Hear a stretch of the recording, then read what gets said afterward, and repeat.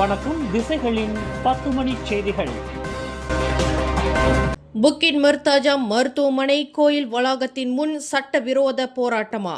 Penang போலீசார் கடும் எச்சரிக்கை. பினாங்கு புக்கிட் மர்தாஜா மருத்துவமனை அருகே ஒரு கோயிலுக்கு முன்பாக திட்டமிடப்பட்டிருந்ததாக கூறப்படும் சட்டவிரோத போராட்டத்தில் யாரேனும் ஈடுபட்டால் அவர்கள் மீது தயவு தாட்சணியமின்றி மிக கடுமையான சட்ட நடவடிக்கை எடுக்கப்படும் என பினாங்கு மாநில போலீஸ் தலைவர் டத்தோ அசிசி இஸ்மாயில் இன்று கடும் எச்சரிக்கையை விடுத்துள்ளார். ஆப்ரசி திர்ஜஹான் ரூமா அனுதான் ஹராம் என்ற பெயரில் நாளை சனிக்கிழமை நடத்தப்படுவதற்கு திட்டமிடப்பட்டுள்ளதாக கூறப்படும் இந்த சட்டவிரோத போராட்டம் தொடர்பாக சம்பந்தப்பட்ட ஏற்பாட்டு குழுவுடன் நடத்தப்பட்ட பேச்சுவார்த்தைக்கு பின்னர் அந்த போராட்டம் அதிகாரப்பூர்வமாக ரத்து செய்யப்பட்டு விட்டதாக டத்தோ அசிசி குறிப்பிட்டார். போராட்டம் ரத்து செய்யப்பட்டுள்ள நிலையிலும் யாராவது பொதுமக்களை தூண்டிவிடும் நோக்கில் அங்கு ஒன்று கூடினால் அல்லது ஊர்வலம் சென்றால் அவர்கள் உடனடியாக கைது செய்யப்படுவார்கள் என டத்தோ அசிசி எச்சரித்துள்ளார். இது தொடர்பாக சமூக வலைதளங்களில் மத உணர்வுகளை தூண்டும் வகையிலோ அல்லது வதந்திகளை பரப்பும் வகையிலோ பதிவுகளை ஈடுபவர்கள் மீது சைபர் சட்டத்தின் கீழ் நடவடிக்கை எடுக்கப்படும். மருத்துவமனை வளாகம் என்பது நோயாளிகளுக்கான முக்கியமான இடம். அங்கு தேவையற்ற பதற்றத்தை உருவாக்குவது தண்டனைக்குரிய குற்றமாகும் என்று அவர் சுட்டிக்காட்டியுள்ளார். கடந்த 2020ஆம் ஆண்டு பக்கத்தான் ஹரப்பான் அரசாங்கம் கவிழ்வதற்கு காரணமாக இருந்த ஷெரட்டன் நகர்வு நடவடிக்கையின் போது கட்சி மாறிய 6 முன்னாள் நாடாளுமன்ற உறுப்பினர்களுக்கு எதிராக தலா 10 மில்லியன் ரிங்கெட் நஷ்ட ஈடு கோரி பிகேஆர் கட்சி நீதிமன்றத்தில் வழக்கு தொடர்ந்துள்ளது. கடந்த 2018ஆம் ஆண்டு 14வது பொதுத் தேர்தலுக்கு முன்னதாக வேட்பாளர்கள் அனைவரும் கட்சி மாறினால் 10 மில்லியன் ரிங்கெட் அபராதம் செலுத்த வேண்டும் என்ற ஒப்பந்த பத்திரத்தில் கையெழுத்திட்டிருந்தனர். அந்த ஒப்பந்தத்தை மீறியதற்காக இந்த வழக்கு தொடரப்பட்டுள்ளது. பிகேஆர் பொதுச் செயலாளர் ஃபுசியா சாலே கட்சியின் சார்பில் இந்த வழக்கை கோலாலம்பூர் உயர்நீதிமன்றத்தில் தாக்கல் செய்துள்ளார். பருபியான், கமருடீன் ஜஃபார், மன்சூர் ஒத்மான், ரஷீத் அஸ்னூன், சைஃபுடீன் அப்துல்லா, ஆர் சந்திரகுமார் ஆகியோரே அந்த 6 முன்னாள் நாடாளுமன்ற உறுப்பினர்களாவர்.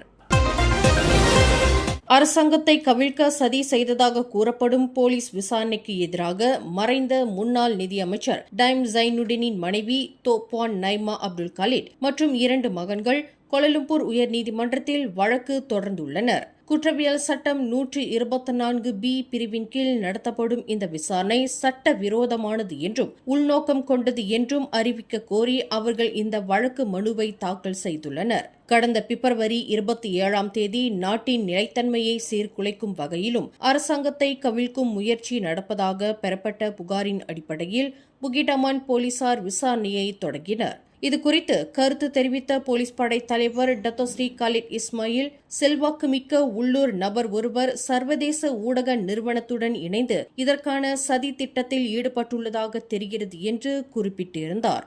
ஆனால் இந்த விசாரணை முற்றிலும் உள்நோக்கம் கொண்டது என்றும் சியோனிச சதி போன்ற பொய்யான தகவல்களை பரப்பி பொதுமக்களை திசை திருப்பும் முயற்சி என்றும் டைம் ஜைனுடீனின் மனைவி நைமாவும் அவரது 2 மகன்களும் தங்கள் வழக்கு மனுவில் சுட்டிக்காட்டியுள்ளனர்.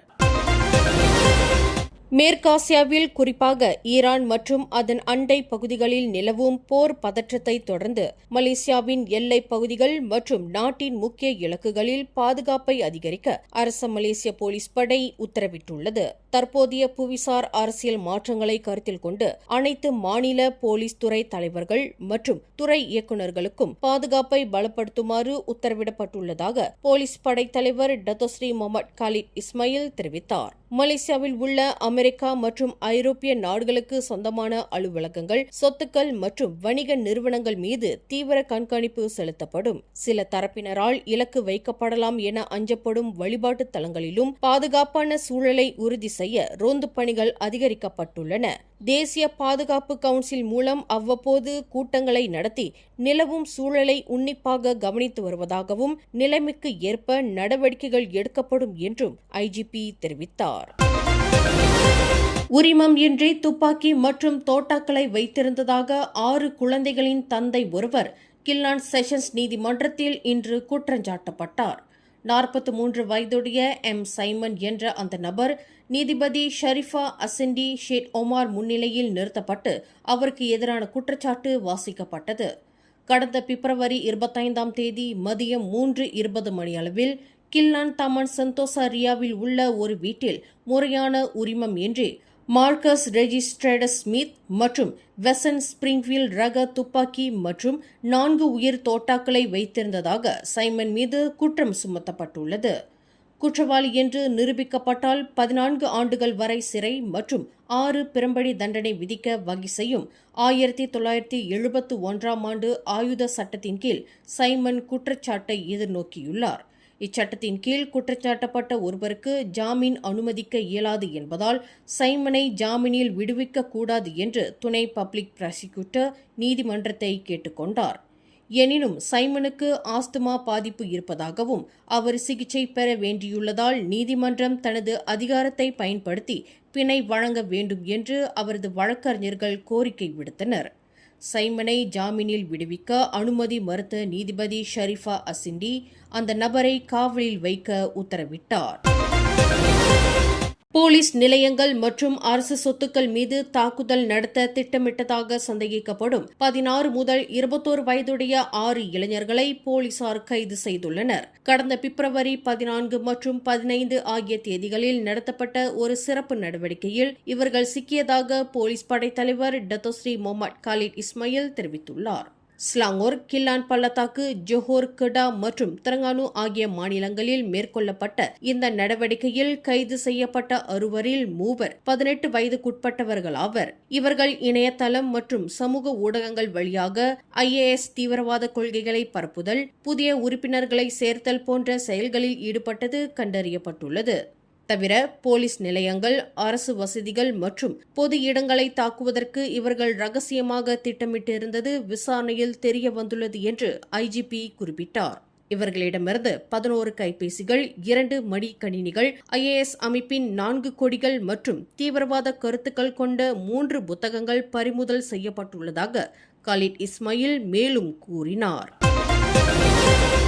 மலேசிய தமிழர் தன்மான சிந்தனை பேரவையின் ஏற்பாட்டில் தாய்மொழி நாள் முன்னெடுப்பு விழா ஷாலம் செக்ஷன் 17 உள்ள மர்பாவ் மண்டபத்தில் வரும் மார்ச் 8ஆம் தேதி ஞாயிற்றுக்கிழமை பிற்பகல் 3 மணியளவில் நடைபெறவிருக்கிறது.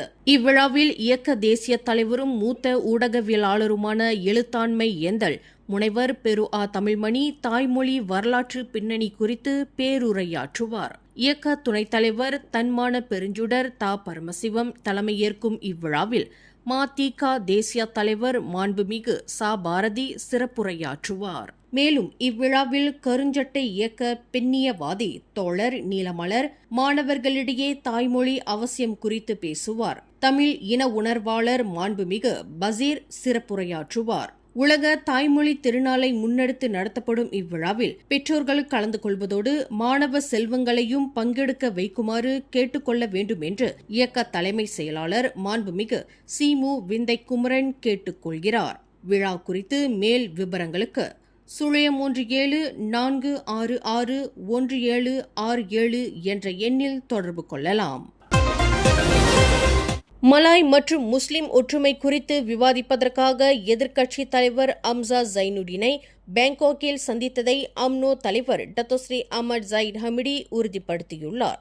இன்று கோலாலம்பூரில் உள்ள மினாரா ஃபெல்டாவில் ஊடகங்களிடம் பேசிய பாரிசான் நேஷனல் தலைவரான ஜஹிட் இந்த சந்திப்பு கடந்த ஆண்டு நடைபெற்றதாக தெரிவித்தார். அண்மையில் அம்சாவுடன் எந்த சந்திப்பும் நடைபெறவில்லை, அது நீண்ட காலத்திற்கு முன்பே நடந்தது என்று துணை பிரதமருமான ஜஹிட் தெளிவுபடுத்தினார். இந்த சந்திப்பில் பாஸ் கட்சியின் உதவித் தலைவர் அமர் ஜம்சுரி மொக்தார் மற்றும் பரிகத்தன் நேஷனல் துணை பொதுச் செயலாளர் தக்கியுடின் அசான் ஆகியோரும் கலந்து கொண்டு மலாய் முஸ்லிம் அரசியல் கட்சிகளை ஒன்றிணைப்பது குறித்து விவாதித்ததாக பத்திரிகை தகவல்கள் கூறுகின்றன. அரசாங்கத்தை கவிழ்க்க முயன்றது மற்றும் நாட்டின் நிலைத்தன்மைக்கு சதி செய்தது தொடர்பான புகார்கள் குறித்து அடையாளம் காணப்பட்ட 3 நபர்களிடம் போலீஸ் துறை வாக்குமூலம் பெற்றுள்ளது. இந்த சதியில் செல்வாக்குமிக்க ஒரு நபர் மற்றும் சர்வதேச ஊடக நிறுவனம் ஒன்றுக்கு தொடர்பு இருப்பதாக கூறப்படும் நிலையில் இது குறித்த விசாரணைகள் தீவிரமடைந்துள்ளன.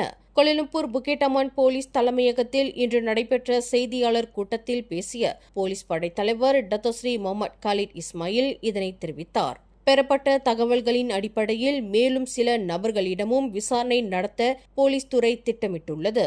இருப்பினும் இந்த சதியில் தொடர்புடையதாக கருதப்படும் அந்த செல்வாக்கு மிக்க நபரை இன்னும் போலீஸ் துறை விசாரணைக்காக அழைக்கவில்லை என்று ஐஜிபி விளக்கினார். மறைந்த அரசு தரப்பு துணை வழக்கறிஞர் ஆந்தனி கேவின் மொரைஸ் கொலை வழக்கில் மரண தண்டனை விதிக்கப்பட்ட முன்னாள் ராணுவ மருத்துவமனையின் மருத்துவரான கர்னல் டாக்டர் ஆர் குணசேகரன் தனது தண்டனையை மறு ஆய்வு செய்ய கோரி தாக்கல் செய்த மனு மீதான விசாரணை வரும் ஜூலை 31ஆம் தேதிக்கு நிர்ணயிக்கப்பட்டுள்ளது. மலேசியாவில் கட்டாய மரண தண்டனை ரத்து செய்யப்பட்டதைத் தொடர்ந்து தனது மரண தண்டனையை ஆயுள் தண்டனையாக குறைக்க கோரி குணசேகரன் இந்த மனுவை தாக்கல் செய்துள்ளார். கடந்த 2015ஆம் ஆண்டு செப்டம்பர் 4ஆம் தேதி கெவின் மொரைஸ் கடத்தப்பட்டு சிமெண்ட் நிரப்பப்பட்ட பீப்பாய்க்குள் சடலமாக கண்டெடுக்கப்பட்டார். இந்த கொடூர கொலைக்காக குணசேகரன் உட்பட 6 பேருக்கு ஷாலாம் உயர் நீதிமன்றம் மரண தண்டனை விதித்தது. கடந்த காலங்களில் இவர்களது மேல்முறையீட்டு மனுக்கள் தள்ளுபடி செய்யப்பட்ட நிலையில் தற்போதைய சட்ட மாற்றங்கள் இவர்களுக்கு மறு ஆய்வுக்கான வாய்ப்பை வழங்கியுள்ளன.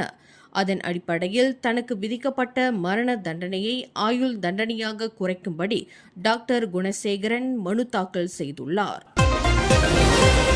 Ipoh Simpang Pulai Thaman Bersatu பகுதியில் இன்று வெள்ளிக்கிழமை மாலை பெய்த பலத்த மழையின் போது ஓடிக்கொண்டிருந்த 3 கார்கள் மீது 2 பெரிய மரங்கள் முறிந்து விழுந்ததில் 6 பேர் மயிரிழையில் உயிர் தப்பினர். மாலை 4:43 மணியளவில் தீயணைப்பு மற்றும் மீட்புத் துறைக்கு இந்த விபத்து குறித்து அவசர அழைப்பு கிடைத்தது. அடுத்த 4 நிமிடங்களில் சிம்பாங் பூலாய் தீயணைப்பு நிலையத்திலிருந்து வீரர்கள் சம்பவ இடத்திற்கு விரைந்தனர். புரோட்டோன் சாகா, புரோட்டோன் பசோனா மற்றும் வாக்ஸ்வேகன் ஆகிய 3 கார்கள் மீது மரங்கள் விழுந்து பலத்த சேதமடைந்தன.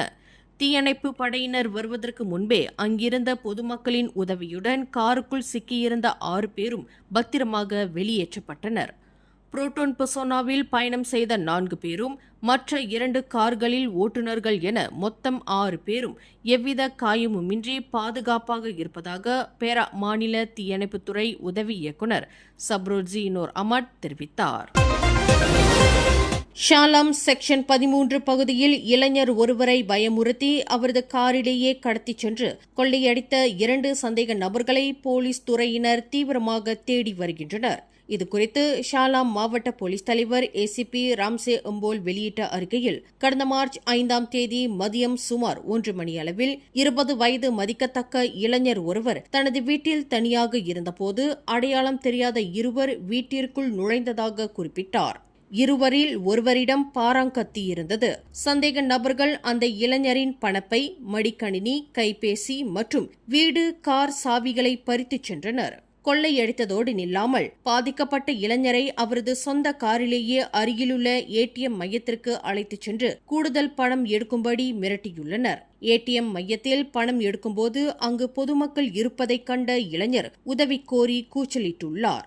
இதனால் அச்சமடைந்த கொள்ளையர்கள் அந்த இளைஞரின் காரிலேயே அங்கிருந்து தப்பிச் சென்றுள்ளனர். இதுகுறித்து போலீசார் தீவிர புலன் விசாரணை செய்து வருவதாக அவர் மேலும் கூறினார். மேலும் செய்திகளை தெரிந்து கொள்ள கீழே இருக்கும் பெல் பட்டனை அழுத்துங்கள். உங்கள் மகிழ்ச்சியை வெளிப்படுத்த லைக் மற்றும் ஷேர் செய்யுங்கள்.